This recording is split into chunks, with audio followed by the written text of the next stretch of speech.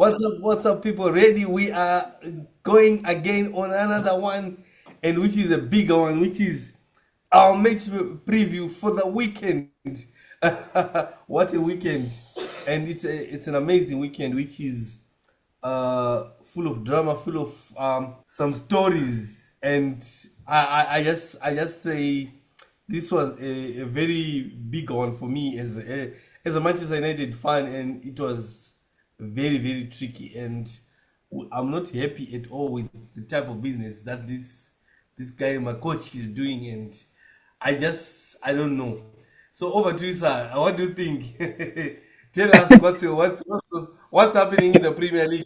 Yeah, What's happening with all these surprises of win Manchester United lose a draw to in the Craven Cottage, just like that 1-0 or 1-1, and which it's not possible, man. Craven Cottage, after 15 years, we still is breaking all the records again, just like what this guy was doing. So it's gonna be a long journey for us. Manchester City, another big blow for the big guns. Manchester City were given a surprise, a shock of their lifetime, by a small, let's say, a small team. Thomas Frank was on fire. But I blame Guardiola, because Guardiola, the way he changed that team, bruh, that's not professional. You can't change the whole team and you expect good results, man. You can't change the whole team. When everything failed, you start to bring all the other the old dogs. Nah, it's not gonna work. I like it that he started with the Manchester. Like you're talking of both Manchesters. I like it how you started. You know, we say walls of Jericho are falling in the Manchester seat. I'm gonna start with Man U, and then I'm gonna go on to Man City because Man U is a big one, man, for me. You know, in Man U there's two like standout lines for me that I want to talk about this weekend. One is what I told you in the afternoon. This one I'll keep on saying it until he gets his life in order. I'm starting to lose interest in Ruben Amorim. I'm starting to lose interest. If he keep on his arrogance of not wanting to change the style of play, he's gonna cost us a lot this season. He's good. That style of him is not working. That style of him of playing Ahmad as a left wing back is not working. The second pickup line that I wanted to talk about is it's now 2 games in succession. Kobe Mino did not play, and we know Kobe is an English player. And as we speak now, if I'm correct to say the next World Cup is 2026. I don't know if I'm correct. I don't know. But I think the next World Cup is 2026. And we know that each and every country, they want. That's what made Jack Grealish to move from Man City. He was comfortable all this time to play as a substitute. But that's what made him to move from Man City to go to Everton. They want each and every star player of them to play. And when England, remember, if he continues with how he's moving or with not playing Kobe, he's going to have a lot of backlash on these punditry guys, a lot of backlash on social media itself. And it's not going to end good for him, man. It's not going to end good for him. Like say, I don't want to dwell too much into it because it's actually a sad story for me. Like, what type of coaching is that? Simple arithmetic, simple mathematics. When you see that you are drawing a game and you want 3 points, you don't substitute a defender and replace with a defender. We have seen this many times. You take out a defender, you put out strikers. You put someone who can create goals out of nothing. And we know Kobe Mainu can do things that Paul Pogba used to do for us. Create a goal where there's no anything. Out of nothing, you create a goal. Boom. We win 3-2-1. 3-1, 3 points in the bag. Imagine you take out a defender, you bring Harry Maguire. What do you want Harry Maguire to do for us? Is he gonna score goals? Like I don't want to dwell into it to say what's the take? You know, Man City as well. Like we said on our video, I'm not gonna talk too much about it because we already had a chat about it on our video on our previous episode. Man City, man, you can't rely on transfers and you think transfers are gonna help you out throughout the whole season. Nah, you need to come up with something. If you rely on transfers, people are going to now tacticalize their games based on that. And you can see that Thomas Frank came into that game with a tactic. He knew it that this game is going to win whatsoever. And if you see his press conference when people were asking him about why, how do you feel about Eze not coming to Tottenham and all those are saying, no, for me, I'm happy. I don't want a player who don't want to play for Tottenham to come. We want players who are willing to play for the page. And look at what Kudus is doing. Look at what the team did to Man City. Like you can see, they came up with a tactic to just make sure that they secure the 3 points, and they did. And yeah, man, I'm not gonna talk much, but Amorim, do something. Please, we don't want the heart attacks the whole season again. So I'll take it to the next level because if I talk on Manchester, I will spend the whole time on a failed system because it's not working for us. It's not favorable for us.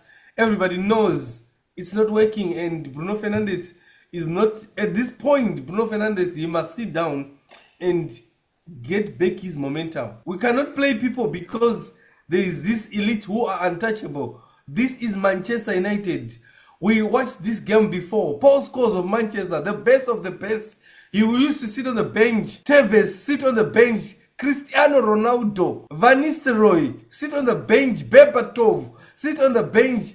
Who is he? I don't understand. So I will not. I will today. I'm not even ready, and I don't want to even speak about it because this conservation will take forever. I will take. I'll speak. Blue is the color. Chelsea. I'm on Chelsea. Chelsea is cooking my stuff.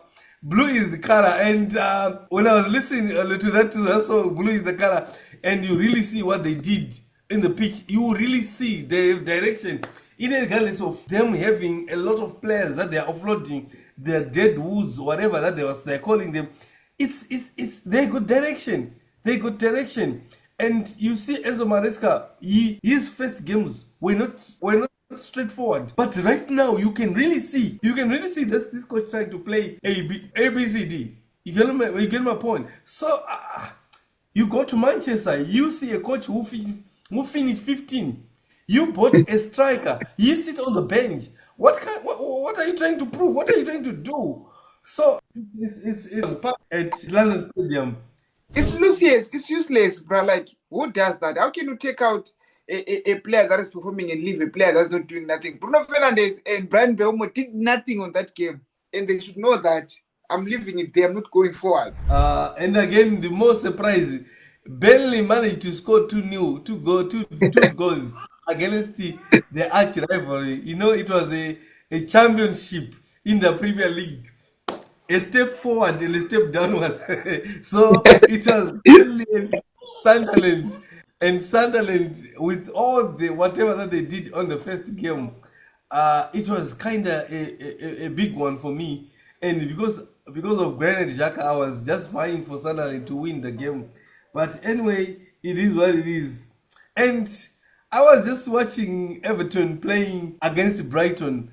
Wow, seeing what these guys Hesler and the other guy Minte, yo, bruh, the guys were on fire. That assist from Jack Grealish, without taking much credit, Grealish, I would say we didn't see a lot from Grealish at City, but we can really see now why he is who he is. So for now, yeah, it's just good, man. We got to, again, the Arsenal fans are happy. They say finally it's happening to them. And Jokerit scores. I thought that was a good goal. And I'm happy for him, and I'm happy for Ateta, and I'm happy for Arsenal. And it was so good because you have to show the people who spend money on you that I'm capable of doing this without taking much credit on the other players and stuff, and Saka, and who even make an impact on that game. That was a mind blowing and a awesome and exclusive performance. So the last one, which is the Bundesliga, Bundesliga and the Dortmund thing. So, Bayern, it was like a real show for Harry Kane, and I think Diaz is gonna enjoy football in Bayern, and Police, they are really doing nice stuff because that front three, bruh, it's not a joke. But I don't understand why Manchester did not see it on Kane. He was supposed to just get Harry Kane. Daniel Levy, yeah, I understand that deal was not gonna work, but Daniel Levy was playing hardball to get, you know what I'm saying? And Yes. before we go to the big one of Liverpool, last one, Dortmund, there was drama at the Dortmund Signa in Duna Stadium. The mother of Jude Bellingham, And his brother, remember his brother is playing in Dortmund. The father had to walk to the tunnel to ask the manager, why did you take my son at halftime? Why did you take him out? Like, what in the world, world are they living in? Yeah? In as much as their sons, they know how to play soccer, you can't stoop so low like that. That's a big blow, and you can't do that. And to me, that was not on, and that was not good at all. I think for Jude, who is a bigger brother, you just need to soak some sense into his father, and I don't know, but it's not gonna work. And last one, but me, I'm not happy with the officiating of the game between Liverpool and Newcastle. Newcastle. I'm not happy with the officiating. The way they're officiating this game, I was not happy at all. Liverpool, Newcastle. What a great game! What a great game! What an entertaining match to watch. One, officiating.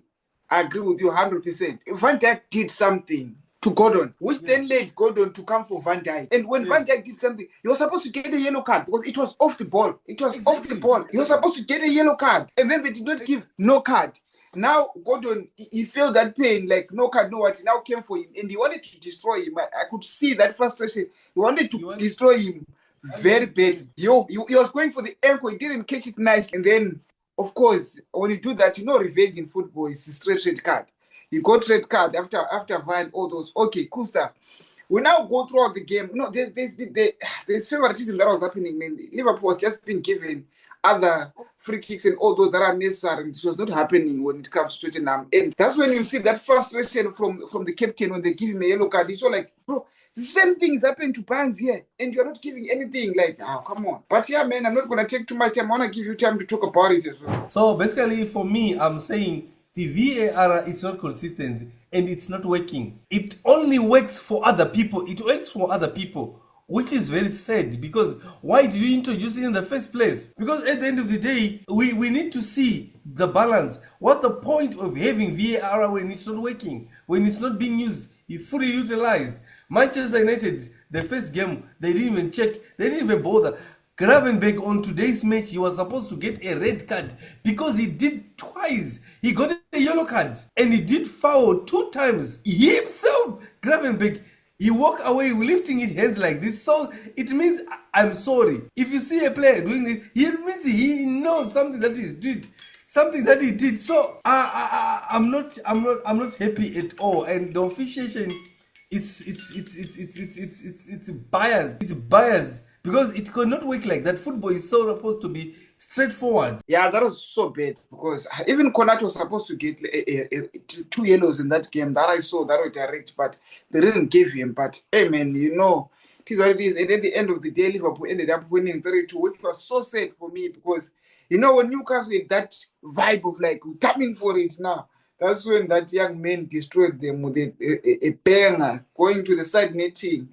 We see you again this weekend, and yeah, let's see what's happening next week, and we keep you posted. This is the final week of the transfer, and yeah, the pages are coming in, and yeah, peace out, guys. Subscribe Yes, for peace out, guys. We're gonna see you again soon. We're gonna be coming through with our weekend predictions. Get ready for the team. But yes, peace out.